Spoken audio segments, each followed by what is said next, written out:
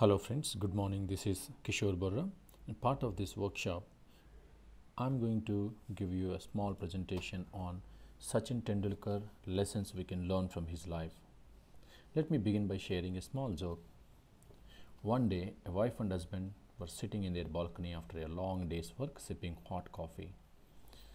The wife was very quiet and husband was reading newspaper. All of a sudden, a wife asked her husband, "Tell me, how much did Sachin score in 2003 World Cup qualifier against Pakistan?" Husband was surprised and he said, 98 out of 75 balls. But why are you asking this question now? And wife took a pause and said, "Why didn't you wish me for my birthday since morning?" There was a pin drop silence, and husband couldn't even say that he has a bad memory. Those who got married can possibly imagine what could have happened to this husband for next few weeks. Okay, at the outset, let me make it very clear that I'm a die-hard fan of Sachin Tendulkar. I've grown watching Sachin's batting for last 24 years. I've absolutely loved watching him play over the years and I have admired him throughout my life. If you ever give me two options, option A, India winning and Sachin scoring a zero, option B, India losing and Sachin scoring 100. Most people say A, but I would say B. It doesn't mean that I'm not supporting Team India, but it's just that I watched this sport only for Sachin. You can't deny the fact that cricket is a religion in India, and some of you have treated Sachin as God. Sachin was considered to be the symbol of our collective consciousness, and he embodies the pride of India. Every ball he hits, people feel that they did that. Every time he goes to bat, he instilled confidence in all of us. We always felt secure when he's at crease. He was admired by his juniors, seniors, and for that matter, his opponents to admire him. He's carried the burden of this cricket frenzy nation for about 20 years. He was given Bharat Ratna, the India's highest civilian award. I feel fortunate enough to see him entering into this sport, playing the game and departing from the game. I can proudly say that I belong to Sachin generation. I never thought that a day will come and Sachin would retire from this game. But that's the hard reality of life, though it will take a while for some of us to imagine cricket without Sachin. So friends, next 10 minutes, we will peep into some of his life moments and see what we can learn from his life. The first thing that comes to my mind whenever I think of Sachin is always stay humble. So this is one thing that we can learn from Sachin. There is a famous saying, "One who humbleth himself will be exalted." As we all know that Sachin played 200 test matches, 463 ODIs, 310 first class matches and 96 T20 matches. Put together, he scored around 84,000 plus runs. I repeat, 84,000 plus runs, which includes 100 centuries and 164 half centuries. What a statistics. But you don't find even a tinge of arrogance whenever he walks onto the field. Every time he comes to bat, he comes with the same determination and same concentration as if he was playing his first match. He never allowed success to get into his head. His feet are firmly grounded. As we all know that we can fly a kite higher and higher as long as the kite is connected with the ground with a string. The moment you cut the string, maybe for a moment the kite might fly higher, but very soon it is bound to fall down onto the ground. Sachin always believed that whatever you achieve in life is because of the blessings and sacrifices of a whole lot of people around you. Your teachers, your coaches, your family and your friends. As a cricketer, and when he started cricket, he has immense respect for his seniors and he always admired Sunil Gavaskar, Don Brodman and Vivian Richards. He has a lot of respect for his coach Ramakant Achrekar. Here the key point, the key takeaway for us is, in your career, if you are humble, your colleagues will appreciate your talent, and if you are a prick, they would call you names behind your back. Humbleness is the most important virtue if you want to be successful in life. whenever we think of Sachin, one thing that comes to our mind, apart from his excellent batting shots, his childlike smile. His extreme humbleness was a testimony to his character. There has not been a single incident of any fight with umpires or teammates because he never had time for arrogance or arguments.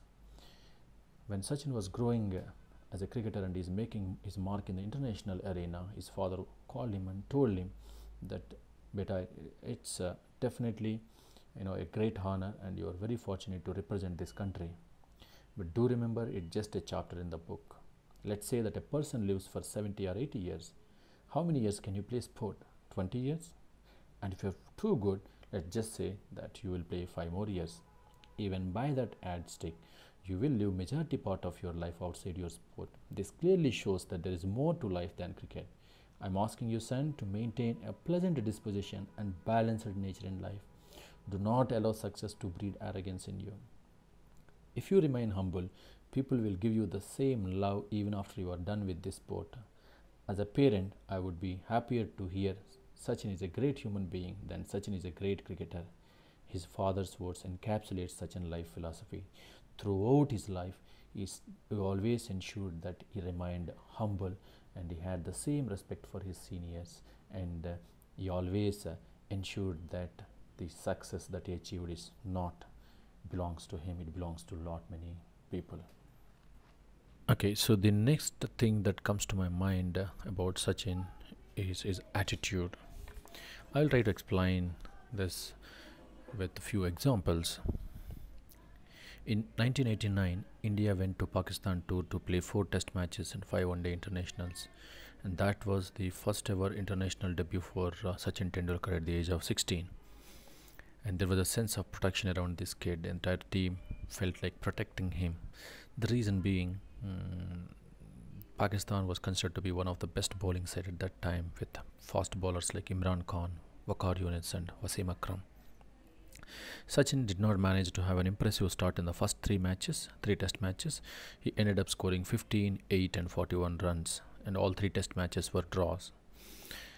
And then India entered to play the 4th test in Sialkot against Pakistan in December 1989. And India's score at one point of time was 38 for 4, and Sachin came to bat. When Waqar bowled to Sachin, the ball hit his helmet and deflected to Sachin's nose.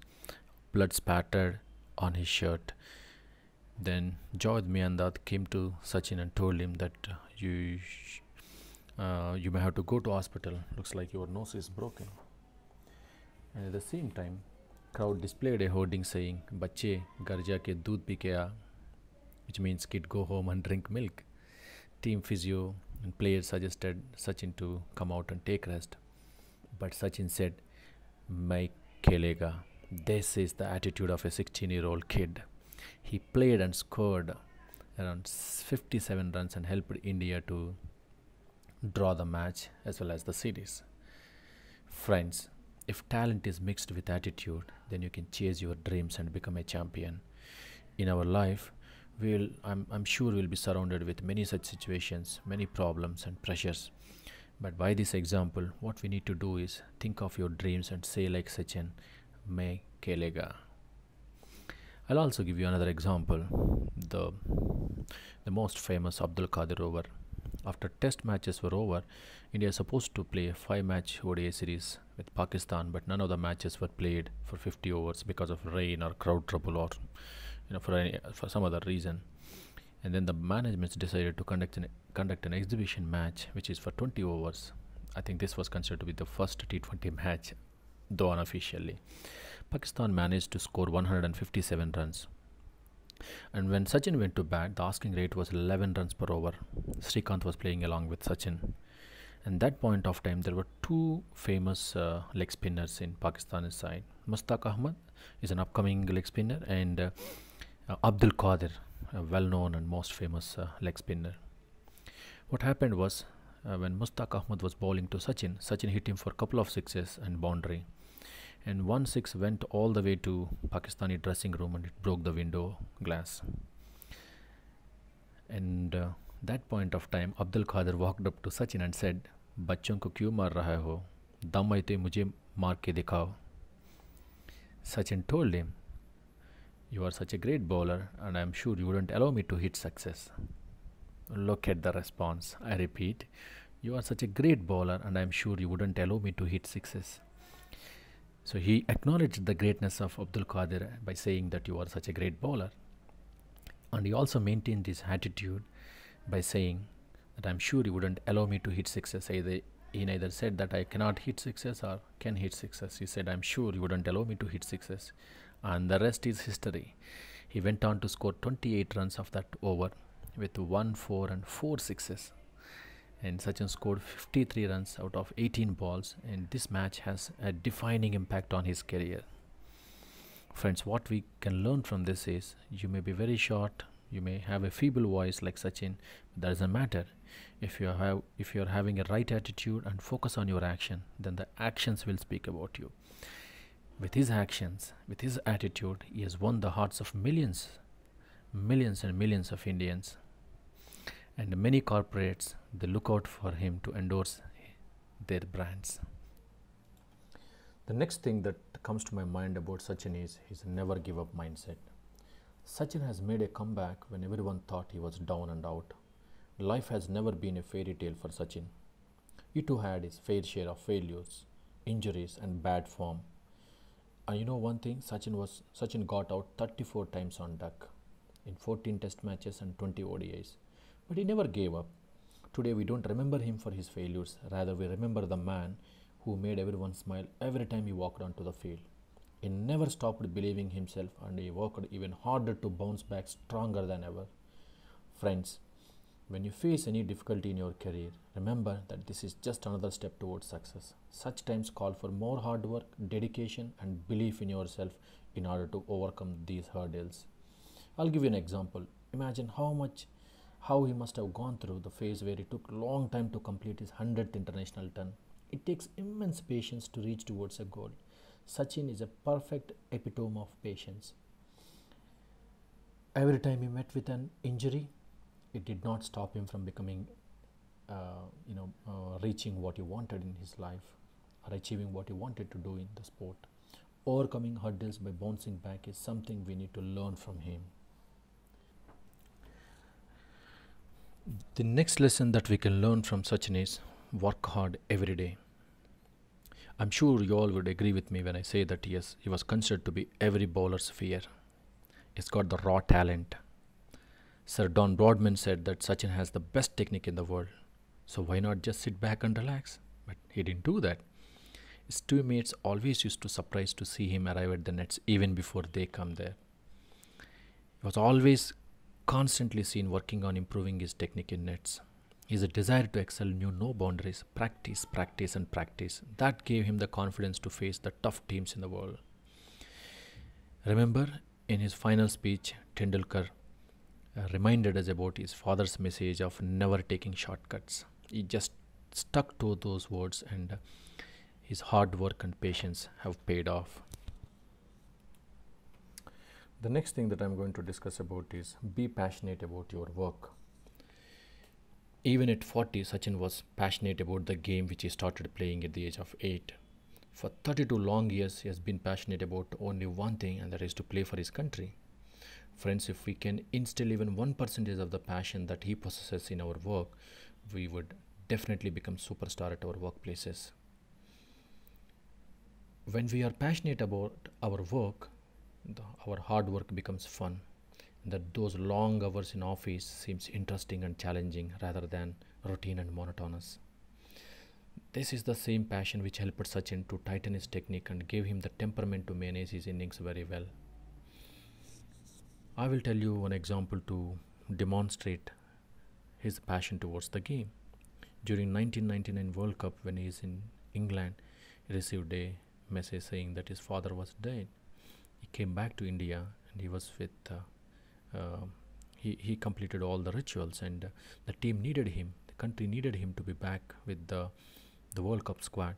So he went back, he returned, and in the very next match when he was playing against Kenya, he scored 140 runs, and that is the passionate, that is the commitment that he has got about his work.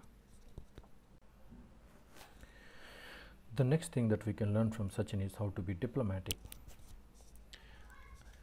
If you have noticed him during his interviews, he thinks before he talks.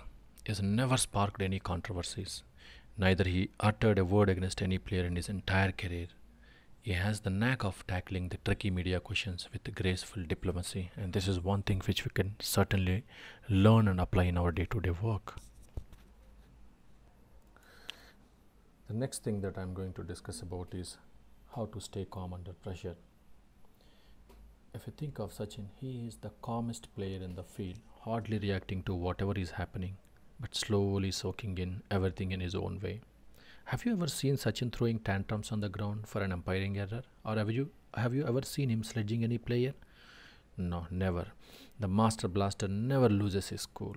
Friends, to stay calm during turbulent times is something we must learn from this legend. He never gave in to distractions by opponents because he didn't want anything to come between him and the game. Friends, you would have project deadlines, promotion expectations, family pressures, but every time you feel irritated by all this, think about how Sachin would have reacted to this situation. If you can be calm under such circumstances, half of the battle is already won, and now you have one less thing to worry about. The next thing that I'm going to discuss about is know your strengths.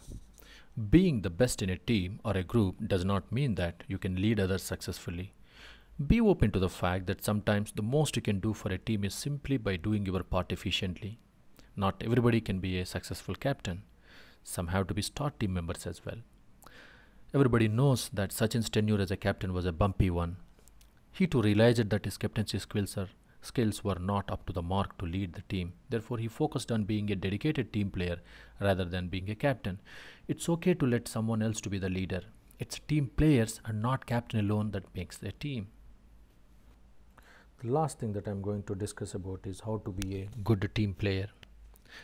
Remember, in times of crisis, Sachin is the only person that the entire team looks up to. He is a selfless player who always puts the team in front of himself. Friends, always remember when your teammate is in need, lend your support. Do not hesitate to go an extra mile and accomplish his work. They would remember this kind gesture for a lifetime. If you can always put your team and team members ahead of any of your personal goals, then you would earn the respect from your teammates. I hope you enjoyed the lessons that we can learn from Sachin, and I would now leave you with these popular quotations that I have come across during my research on Sachin. Thank you very much.